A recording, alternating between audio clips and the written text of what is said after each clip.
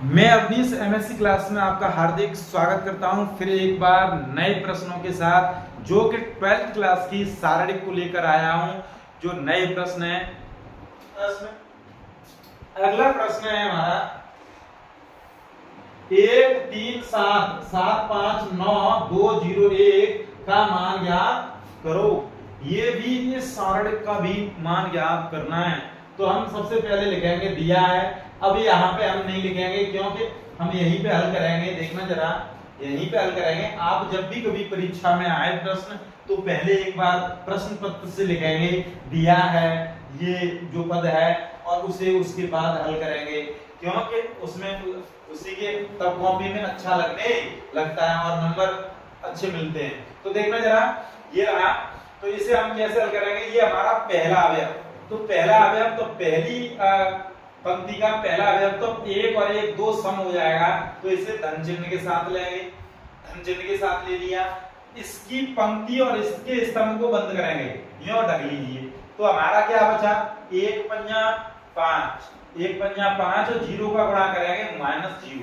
और देखना जरा, ये 3, तो पहली पंक्ति का दूसरा अवयव, तो ये 3 विषम हो जाएगा। 3 हो रहा है योग, तो विषम हो जाएगा। तो माइनस चिन्ह -3 के साथ लेंगे, और इसे इसकी पंक्ति और इसका स्तंभ बंद करेंगे। बंद कर दिया तो 1 का गुणा 7 में 7 आएगा, 2 का गुणा 9 में, तो माइनस अपनी तरफ से लगाएंगे, तो 9 दूनी 18, तो ये 18 आ गई।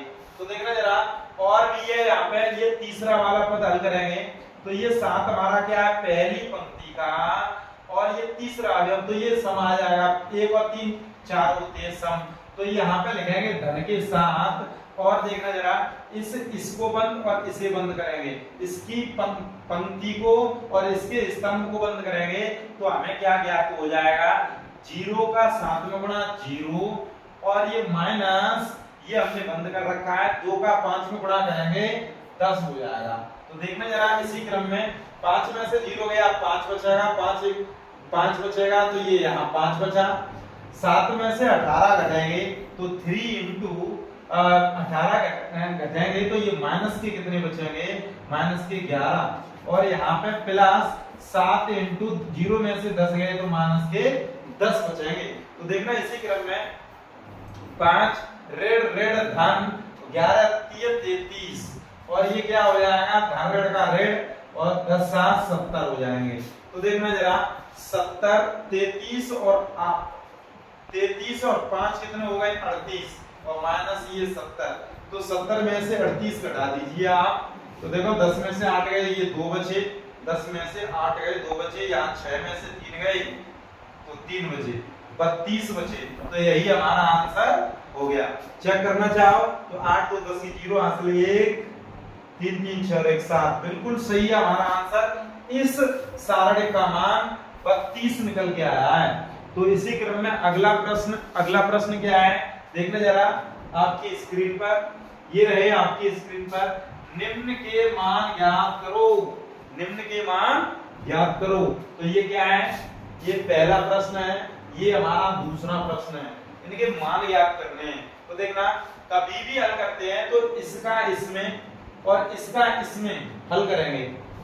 जब भी 2/2 का हो तो तिरछा गुणा पहले करते हैं। तो sec x का sec x में गुणा करेंगे, तो sec स्क्वायर x माइनस अपनी तरफ से लगाएंगे, tan का tan में करेंगे, तो tan स्क्वायर x, ये गुणा हो गया।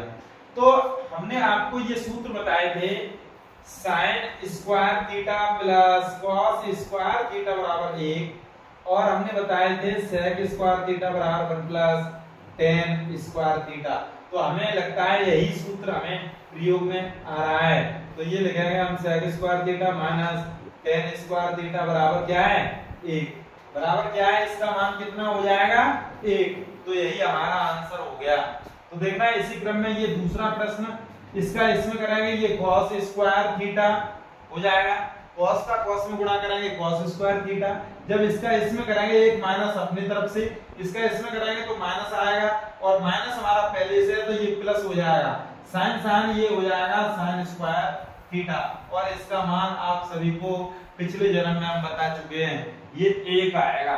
क्या आएगा? 1 आएगा। अगला प्रश्न इसी क्रम में निम्न के मान ज्ञात करो। क्या है देखना जरा, ये पहला प्रश्न, sine 10 degree cos 10 degree minus के साइन 80 डिग्री और कॉस 80 डिग्री। तो देखना इसे हम कैसे हल कराएंगे, उसी क्रम में इसका इसमें गुणा कीजिए, तो ये हो गया साइन 10 डिग्री और ये हो जाएगा कॉस 80 डिग्री, और इसका इसमें कराएंगे, एक माइनस चिन्ह अपनी तरफ से लगाएंगे तो धन रहेगा, ऋण एक अपनी तरफ से तो ये धन हो जाएगा, और यहाँ लिखेंगे हम कॉस 80 डिग्री और कॉस 10 डिग्री। देखना जरा ये इसका इसमें, तो ये कॉस तो है नहीं है, ये यहाँ पे साइन है, सॉरी गलती होगी यहाँ पे। देखना जरा यहाँ प्लस है, इसका इसमें गुणा करेंगे तो ये हो जाएगा साइन 80 और कॉस 10 डिग्री, तो ये हो गया। तो देखना जरा इसे हम क्या लिखते हैं, sign A cos B plus cos A sine B, ये इस तरफ लिख सकते हैं क्योंकि ये गुणा में, तो देखना जरा गुणा में, तो इसे हम कैसे लिख सकते हैं, साइन ए प्लस बी, तो इसे हम लिख सकते हैं साइन 10 और 80 कितने हो जाएंगे 90, तो साइन 90 का मान कितना होता है 1, तो इसका मान कितना हो गया 1। तो इसी क्रम में अगला प्रश्न ये रहा आपकी स्क्रीन पर। देखना अब जब हम इसे हल करेंगे तो कैसे करेंगे, जब कभी भी सारणिक के तो अभी आप सुन रहे हो तो हम एक को ही हल करेंगे, वही सारणिक का मान होगा। जब कभी भी यदि हमें पंक्ति में या स्तंभ में दो शून्य मिल जाए तो हम तीसरे को हल करेंगे, जैसे इसमें हमें दो शून्य मिल गई तो हम इसे हल करेंगे, इसको नहीं हल करेंगे, इसको हल करने के बाद इसे नहीं हल करेंगे, इसे ही हल करने से इस सारणिक का मान निकल के आ जाएगा। तो देखना जरा ये इसे कैसे हल करेंगे, ये पहली पंक्ति का पहला अवयव है, सम रहेगा, धन का रहेगा, इसके लिए ये बंद और ये वाली बंद और ये वाली बंद, इसका इसमें गुणा करेंगे तो ये हो जाएगा cos 3 पाई बट्टे 10 और cos 2 पाई बट्टे 10, इसका इसमें करेंगे माइनस लगाएंगे और ये हो जाएगा sin 3 पाई बट्टे 10 और sin 2 पाई बट्टे 10, तो ये हमारा गुणा हो गया। तो देखना जरा इसे कैसे करेंगे, cos a cos b minus sin a sin b, ये सूत्र आपको याद होनी चाहिए। देखना जरा ये सूत्र भी मैं अभी लिखाता हूं, देखना cos a cos b minus sin a sin b, तो ये होता है cos a plus b, cos a plus b का सूत्र होता है। तो ये देखना जरा cos 10 एलसीएम है, ऊपर के ऐसे कैसे जुड़ जाएंगे, 3 2 5 पाई और 5 दूनी 10, तो ये हो जाएगा cos पाई बट्टे 2 और cos ये पाई बट्टे 2 का मतलब ये होता है ये 90 डिग्री, तो 90 डिग्री cos 90 डिग्री का मान कितना होता है 0, cos 90 डिग्री का मान कितना होता है 0, ध्यान रखना। और देखना जरा अगला प्रश्न इसी क्रम में, निम्न के मान बताओ, क्या है ये का प्रश्न है, 10वां प्रश्न है, 3 ऋण 1 ऋण 2 0 0 ऋण 1 3 ऋण 5 0। कभी भी हमने ये बताया था यदि किसी पंक्ति के दो अवयव शून्य हो तो ये तीसरा हल करने से इसका मान निकल के आ जाएगा। इसमें देखना जरा, इसमें देखना सभी में ये यदि ये विकर्ण ही शून्य है तो इसका मान ही शून्य हो जाएगा, यदि हल करना चाहो तो हल भी कर सकते हो, तो इसका मान शून्य ही आएगा। तो देखना जरा, देखेंगे अभी हम आता है शून्य या नहीं, तो पहले हम इसे हल करेंगे, इसे हम हल करेंगे तो ये हमारी सारणी का मान निकल के आ जाएगा।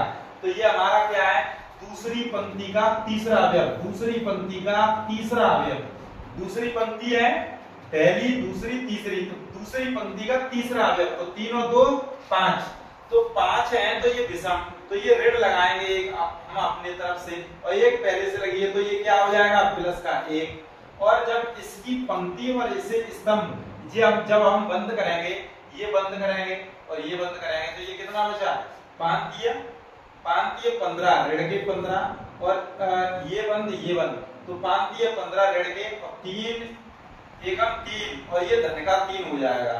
तो देखना जरा 1 15 में से 3 घटाएंगे तो कितना हो जाएगा ये हमारा बचेगा माइनस के 12 और 12 एकम 12, तो ये हमारा आंसर आ गया। तो देखना जरा इसका मान शून्य आएगा, तो शून्य देखते हैं हम आएगा या नहीं आएगा। तो ये 0 है, तो 0 का किसी में गुणा करते हैं वो 0 हो जाएगा। ये बंद 0 और माइनस माइनस प्लस 3 3 9, ये 0 वैसे भी हो रहा है -1 और इसे बंद ये से बंद, तो ये 0 और ये ऋण धन और फिर ऋण हो जाएगा 3 दूनी 6। और देखना जरा जब इसे हल कराएंगे प्लस के 2 और इसे ये बंद ये वाला बंद, तो 3 दूनी ये बंद 3 एकम 3 माइनस के और ये 0 हो जाएगा। देखना जरा ये हमारा हो गया 9 इंटू 0 और माइनस माइनस माइनस प्लस हो जाएगा और 6 और 3 दूनी 6 माइनस के 6। तो देखना जरा 0 प्लस 6 माइनस 6, इससे ये कैंसिल हो जाएगा और ये मान 0 हो गया। और कभी भी विकर्ण देख लीजिए या कोई भी एक स्तंभ या कोई भी एक पंक्ति यदि किसी सारणी की यदि शून्य होती है तो उस सारणी का मान शून्य हो जाएगा। और यदि इस सारणी की कोई भी दो पंक्तियां समान हो जाती हैं तो भी इस सारणी का मान शून्य हो जाएगा। ये कुछ प्रगुण है, प्रॉपर्टीज। तो देखना जरा अगला प्रश्न इसी क्रम में देखना, यदि 3 1 ऋण 4 3 2 5 1 ऋण 1 3 बराबर 49 हो तो 6 3 माइनस के 16 6 6 20 2 ऋण 3 12 का मान बताओ।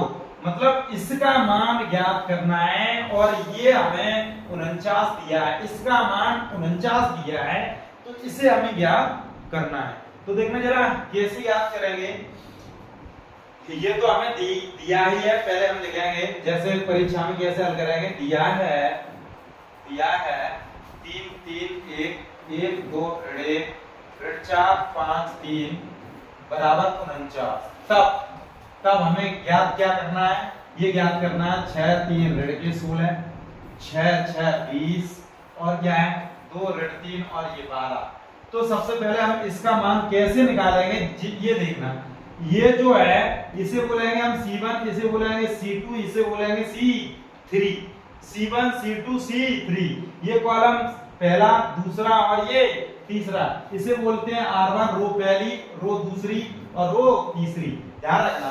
तो इस वाली स्तंभ से हम 2 कॉमन लेंगे, इस वाले स्तंभ से 2 कॉमन और इस वाले स्तंभ से हम 3 कॉमन लेंगे, इस वाले स्तंभ से हम देखना जरा 4 कॉमन लेंगे और हमारा क्या बचेगा। जब यहां से 2 कॉमन लिए 3 बचेंगे, 3 और ये 1, यहां से जब 3 लिया तो 1 और 2 और ऋण 1 बचेगा। यहां से 4 लिया माइनस के 4 4 चौक 16 4 पंजा 20 4 3 12। तो देखना जरा ये वाला और ये वाला समान है या नहीं। 3 1 ऋण 4 3 1 ऋण 4 3 2 5 3 2 5 1 ऋण 1 3 1 ऋण 1 3। तो इसका मान क्या हो जाएगा 4 3 12 दूनी 24 2 3 6 6 चौक 24 इंटू और इसका मान इसके स्थान पर हम क्या रख सकते हैं 49, तो 49 रखेंगे और जब इसका गुणा करेंगे तो वही हमारा आंसर हो जाएगा।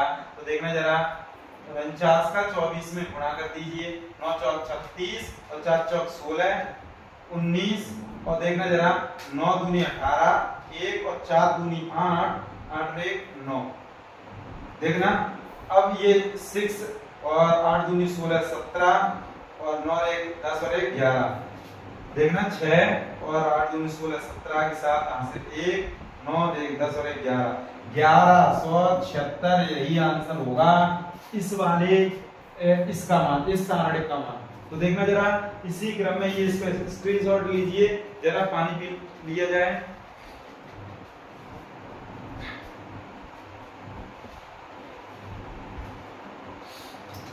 अगला प्रश्न देखिए जरा,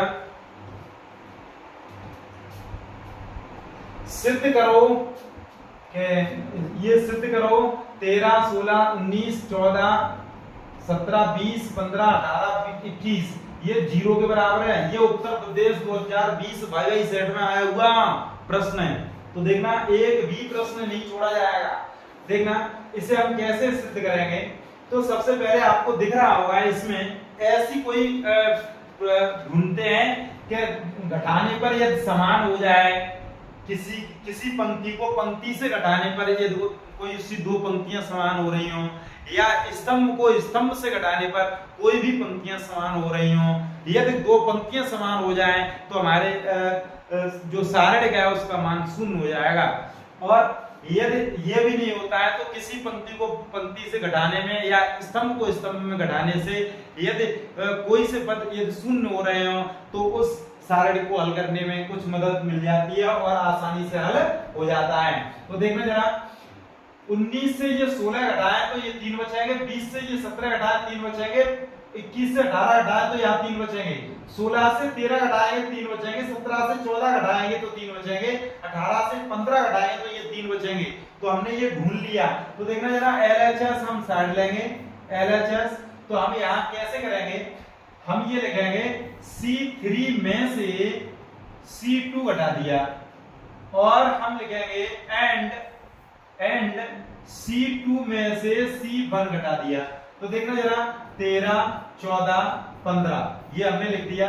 इसमें से ये वाला घटाया 3 बचा, यहाँ पर भी 3, 19 में से 16 गया 3 बचा, 20 में से 17 गया 3 बचा, 21 में से 18 गया 3 बचा, और ये 16 में से 13 घटाए 3 बचे, 17 में से 14 घटाए 3 बचे, 18 में से 15 घटाए 3 बचे, 18 में से 15 घटाए 3 बचे। तो ये देखना जरा ये हमारे दो स्तंभ बिल्कुल समान हो रहे हैं। तो हम यहाँ लिखेंगे अतः